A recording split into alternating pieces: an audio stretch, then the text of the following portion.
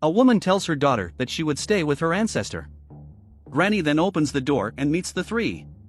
The mother says she would leave her daughter with her grandmother and tells her not to forget to give her daughter her medicine. Grandma then said she would charge to stay with her granddaughter. The mother then says that they were her family and that girl was his network. She said that with each passing day, her mother is more disappointed. The little girl then tells her mother not to fight with her grandmother. The father then tells his daughter to stay by his side. Said her grandmother didn't want to help her. I was told that he had to help her and that it was a very important date for her and that she couldn't bring herself to leave her daughter. She said that she was counting as her and that she didn't want to help her. The father says that was absurd. She charges to stay with her granddaughter. L then takes a note out of his pocket and says he'd rather tear up a note than give it to his grandma. The grandmother then says that he managed to pay someone and that someone could be her. By the way, I must have had a job to deal with and that listening to his net wasn't a job. She said it was a very important meeting and I had to understand her situation. When they come in, tell a woman to leave, as grandma didn't want to help them. He understood that the little girl was not gaining wings anymore and had to hold her. A woman then said that the little boy must have been inside the ancestor's house and asked her to go look at her. Grandma then said she would look at the little girl and go into her house. The man then says that the grandmother didn't like their daughter. Grandma then comes back and says the little girl wasn't inside her house. The man said he didn't believe the grandmother and said he would look for her. The woman said she had to take care of the hammock and didn't fight to get it. I mentioned that her daughter could understand that she also specified money and that she does not get tired of free. The woman went to tell her to pay attention to what was going on. The man then comes back and says that the little girl was not inside the house. This makes the woman desperate. She, along with her husband, starts looking for the little girl. A homeless person was begging for alms.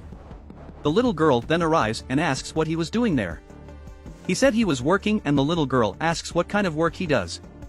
He says he asked people who passed by for help so he could survive. She then asked how much the man earned and he says he earned enough to survive. The little girl then asked if she could work with him. This makes the man very shocked. The little girl then explains that she needed money to pay her grandmother so that she could take care of her. The man then asks where the little girl's parents were. She said her parents didn't have the money to pay her grandmother. The man then says that the little girl was too clean to beg. He then gets up and says he would help her. He takes the little girl's bag and the two go to a tree.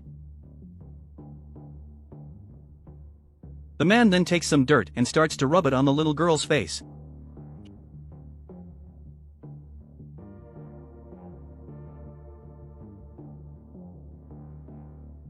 He then finishes rubbing the dirt on the little girl's face and says that now she was ready.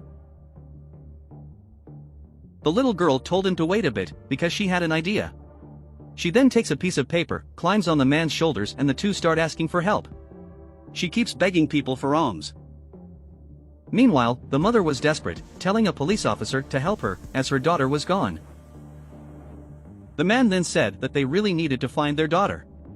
The police then asks where the two had last seen their daughter. The man said it had been outside her grandmother's house. The woman then remains desperate and asks for help. Later, the officer finds the two and tells the little girl to get off the man's shoulder. The man then asks the officer to take it easy as he takes the little girl off his shoulders. The policewoman then says that the man was arrested and holds him by the arms. The little girl asks the police to stop it and let him go. She then says that the man was helping to ask for money. They then notice that the little girl's sign says she is asking for money to pay her grandmother to take care of her. The police then takes the poster and asks the two to explain what was happening there. The woman says to police, take it easy, and that there was an explanation for that. The policewoman says that she had thought that a man had kidnapped the little girl, but the man said that this was not true, that the little girl had only asked for his help. At that moment, the grandmother appears, tells the little girl that she didn't have to do that. The woman then said it was all the grandmother's fault. The grandmother then says that the responsibility for that was the girl's parents and that she didn't need to go in search of money to pay it. The policewoman then says that the matter was a family problem and that it was not something she could solve. She then says that when there was something serious, they could call her. She then says that the important thing was that the little girl was fine and says that the man was released. The woman then says that it was all the grandmother's fault and asks what would happen if something had happened to her daughter. The little girl then says that her grandmother was not to blame. She says that her mother was complaining that her grandmother was charging her to stay with her while she just wanted to go to some party. She says that her voice was just wanting money to buy her medicine and that when her mother left, she had to take care of her grandmother. She says her parents, who should take care of her, not her grandmother. Well, then he says he doesn't believe the two, they never stopped to notice his daughter. The little girl then says that she just wanted her parents to understand that she just wanted their love. She said that when her mother was little, her grandmother had given her a lot of love and that now she just wanted the same. The father then asks his daughter for forgiveness and says that now he would love her a lot. The woman then asks her grandmother for forgiveness and says that she had raised her with a lot of love and care. She then says that she didn't realize her grandmother was sick. Grandmother says that she knew that her daughter's life was very busy, but that she had to understand that the family was the basis of everything.